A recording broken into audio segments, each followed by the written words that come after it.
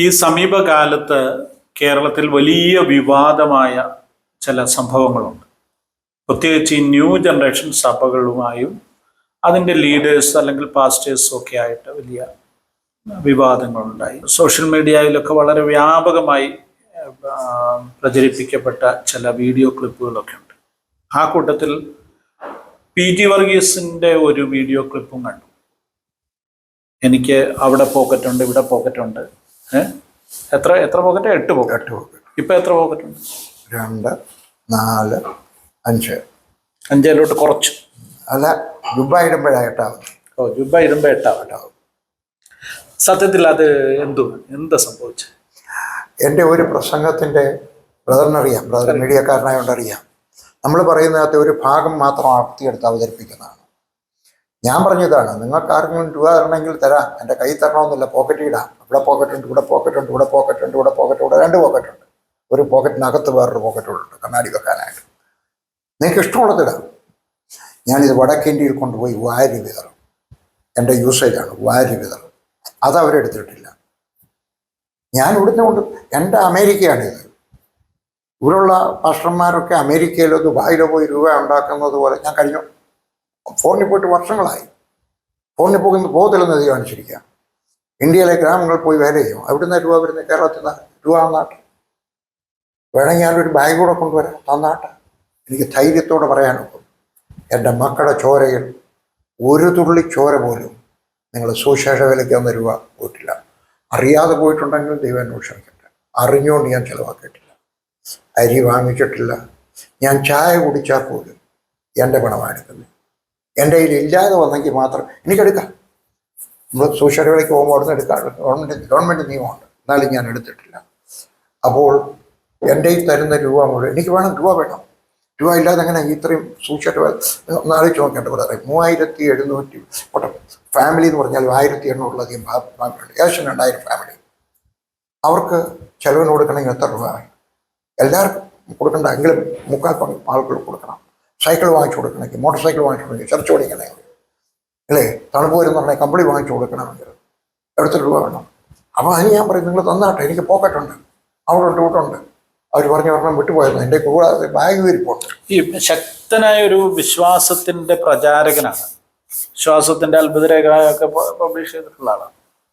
അപ്പോൾ ഈ ജനത്തോട് എന്തിനാ ഇങ്ങനെ കാശ് ചോദിക്കുന്നത്? പിന്നെ ദൈവത്തോട് ചോദിച്ചാൽ പോലെ. ദൈവത്തോട് ചോദിച്ചാൽ മതി. പേഴ്സണൽ ദൈവവേലയ്ക്ക് വേണ്ടി ആരോടും ചോദിക്കാം.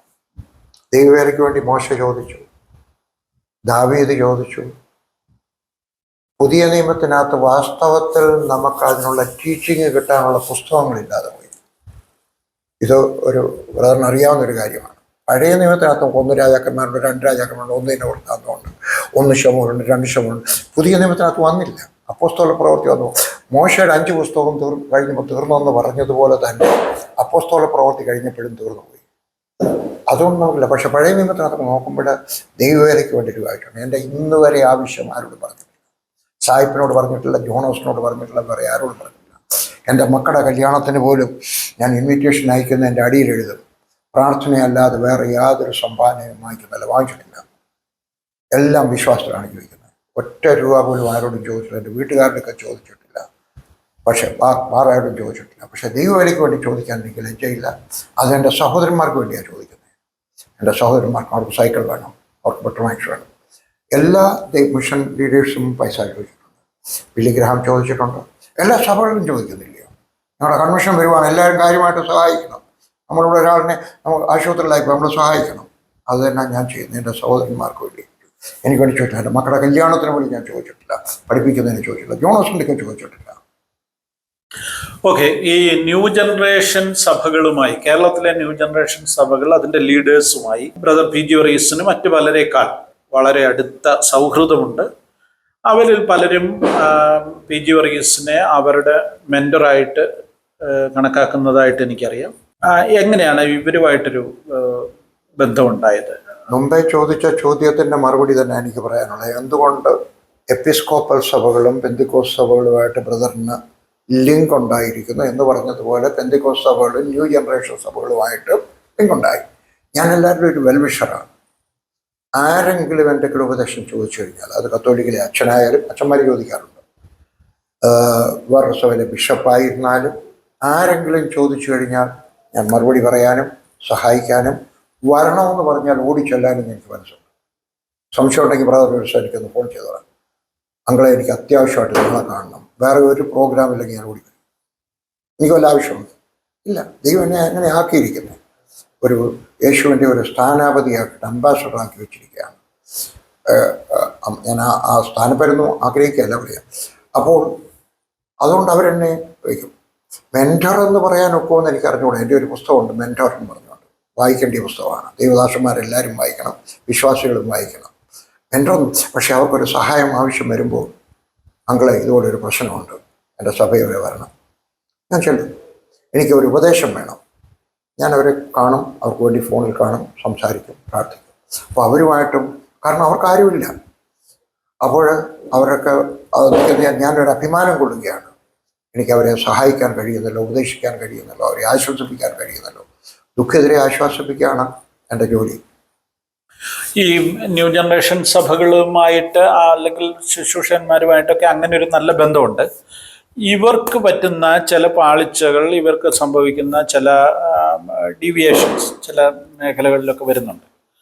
അങ്ങനെ വരുമ്പോൾ ഇവരെ ഉപദേശിക്കാറുണ്ടോ, ഇവരെ വിളിച്ച് കറക്റ്റ് ചെയ്യാറുണ്ടോ? അങ്ങനെ എന്തെങ്കിലും ഒരു ദൗത്യം ഏറ്റെടുത്തിട്ടുണ്ടോ? അവരിങ്ങോട്ട് വിളിക്കുമ്പോഴേ ഉള്ളൂ ഞാൻ കോണ്ടാക്ട് ചെയ്യുന്നത്. ഞാൻ അങ്ങോട്ട് കോണ്ടാക്ട് ചിലപ്പോൾ ചെയ്തെന്ന് വരും. ഇങ്ങനൊരു പ്രശ്നം ഉണ്ടായിട്ടുണ്ടല്ലോ, ഇങ്ങനെ അബദ്ധം കാണിക്കരുത്. അത് ഈ ഇടയ്ക്ക് ഒരാളിനെ പറ്റി ഇങ്ങനെ യൂട്യൂബിനകത്തൊരു പ്രശ്നം വന്നു കഴിഞ്ഞപ്പോൾ ഞാൻ കൊടുത്തൊരു ഉപദേശമാണ്, ചൊറിതനത്തെ ചൊറിയരുത്, ചൊറിയുന്നവന് ചൊറിച്ചിൽ കിട്ടും. അപ്പോൾ അദ്ദേഹം ചോദിച്ചു എൻ്റെ അർത്ഥം എന്തോ. ഞാൻ പറഞ്ഞു ഇതിനെപ്പറ്റി ഒന്നും മിണ്ടരുത്. മിണ്ടിക്കഴിഞ്ഞാൽ അവർ കൂടുതൽ കാര്യങ്ങൾ എടുത്തിടും. ചിലപ്പോൾ അവർ പറയുന്നതിൻ്റെ തെളിവും കാണും, നമുക്കത് വീക്ക്നെസ് ആയിരിക്കും, വടി കൊടുത്ത് അടി വാങ്ങിക്കുന്ന പറയും. അതല്ലാതെ ഞാൻ അങ്ങോട്ട്, പക്ഷെ അവർ വിളിച്ചാൽ ഓടിച്ചെല്ലും. അവർ വിളിച്ചാൽ ഞാൻ ചെല്ലും, അവരൊക്കെ സംസാരിക്കും, അവരുടെ കുടുംബത്തിന് വേണ്ടി സംസാരിക്കും, ഭാര്യ ഭർത്താക്കൻ മക്കളുമായിട്ട് സംസാരിക്കാൻ ശ്രമിക്കും. അല്ലാതെ അതിനപ്പുറത്ത് ഇത്തരം ബന്ധങ്ങൾ അവർക്ക് ചില പാളിച്ചകൾ സംഭവിക്കുമ്പോൾ പി ജി വർഗീസ് അവരുടെ ആളാണെന്നുള്ള നിലയിലുള്ള പ്രചരണം വരുമ്പോൾ അതൊരു നെഗറ്റീവായിട്ട് വരത്തില്ലേ? വരും. പക്ഷേ എനിക്ക് സഹായിക്കാതിരിക്കാനൊക്കത്തില്ല, എൻ്റെ മനസ്സ് അനുവദിക്കുന്നില്ല. അവർക്കൊരു മൂത്ത ജ്യേഷ്ഠനായിട്ട് നിൽക്കുവാൻ ഞാൻ ബാധ്യസ്ഥനാണ്. അവർ ദൈവത്തിൻ്റെ വേലക്കാരാണ്, അവർ വീണു പോകാൻ പാടില്ല. കഴിഞ്ഞ ഒരു മാസത്തിലധികമായി ഹാലലിയ ന്യൂസ് എന്ന ഈ ചാനലിലൂടെ വാർത്തകളും വിശേഷങ്ങളും അഭിമുഖങ്ങളും സാക്ഷ്യങ്ങളും ഒക്കെ പബ്ലിഷ് ചെയ്യുവാൻ സാധിച്ചു. പ്രേക്ഷകരിൽ നിന്ന് ലഭിച്ച വലിയ പ്രോത്സാഹനത്തിന് ഹൃദയപൂർവ്വം നന്ദി പറയുന്നു.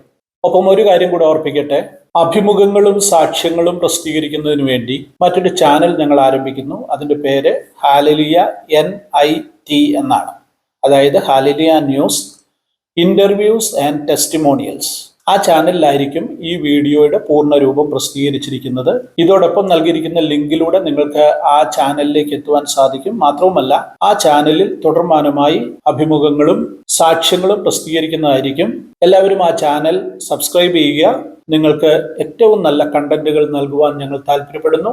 ദൈവം നമ്മെ എല്ലാവരെയും ധാരാളമായി അനുഗ്രഹിക്കട്ടെ. എല്ലാവർക്കും പുതുവർഷ ആശംസകൾ.